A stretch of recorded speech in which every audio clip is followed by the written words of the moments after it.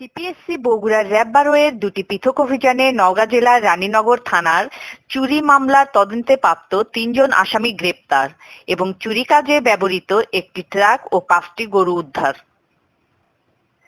নওগাঁ জেলার রানীনগর থানার মামলা নং ১০ তারিখ ১২ জুলাই ২০২৬, জিআর নং ৭৩/২০২৬, ধারা ৪৫৭/৩৮, পেনাল কোড ১৮৬০ এবং এজাহারের বর্ণনা মোতাবেক জানা যায় যে বাদী মোহাম্মদ খোকন সর্দার, বয়স ৪২, পিতা মোহাম্মদ মফেল সর্দার, মাতা আবেদা, সাং গোনা দিঘির পশ্চিমপাড়া, থানা রানীনগর, জেলা নওগাঁ, গত ১০/৭/২০২৬ তারিখ রাত্রি আনুমানিক ১১ ঘটিকার সময় রানীনগর থানাধীন ৩ নং গোনা ইউনিয়নের গোনা দিঘির পাড়া গ্রামস্থ বাদীর বসতবাড়ির গোয়াল ঘরে গরু রেখে নিজ গৃহে ঘুমিয়ে পড়ে।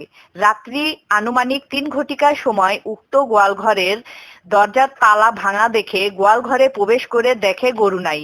পরবর্তীতে বাদী বিভিন্ন স্থানে খোঁজাখুঁজি করে না পেয়ে নওগাঁ জেলার রানীনগর থানার মামলা দায়ের করেন। উক্ত তথ্যের ভিত্তিতে সিপিএসসি বগুড়ার র্যাব 12-এর একটি চৌকস আভিযানিক দল ২১ জুলাই ২০২৬ তারিখ রাত্রি আনুমানিক ২১টা ১০ ঘটিকার সময় বগুড়া জেলার সদর থানাধীন ঠনঠনিয়া বাসস্ট্যান্ড এলাকায় অভিযান পরিচালনা করে উক্ত চুরি মামলার তদন্তে প্রাপ্ত ২ নং আসামি মোহাম্মদ রব্বানী সাক্ষীদার, বয়স ৩৯, পিতা মৃত আলাউদ্দিন, সাং কমল দোগাছি, ২ নং ওয়ার্ড, সান্তাহার পৌরসভা, থানা আদমদীঘি, জেলা বগুড়াকে একটি বাটন মোবাইল, ২টি সিম ও নগদ ১৩৪০ টাকা সহ গ্রেপ্তার করতে সক্ষম হয়।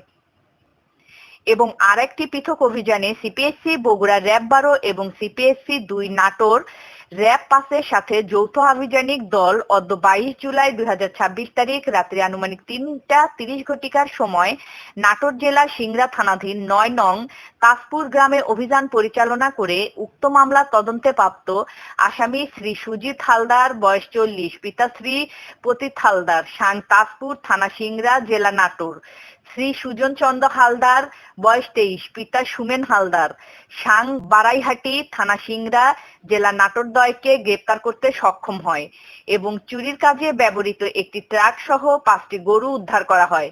গ্রেপ্তারকৃত আসামিদের বিরুদ্ধে আইনানুগ ব্যবস্থা গ্রহণের জন্য নওগাঁ জেলার রানীনগর থানায় হস্তান্তর করা হয়। Firoz Ahmed, ATC, squadron leader, company commander, CPSC Bogura, RAB ১২। News desk Tanzil Akter Lucky. ওয়েবসাইটে বিডি2 নিউজ টিভি দেখতে লগইন করুন bd2news.com, Facebook page BD two news, YouTube BD two news.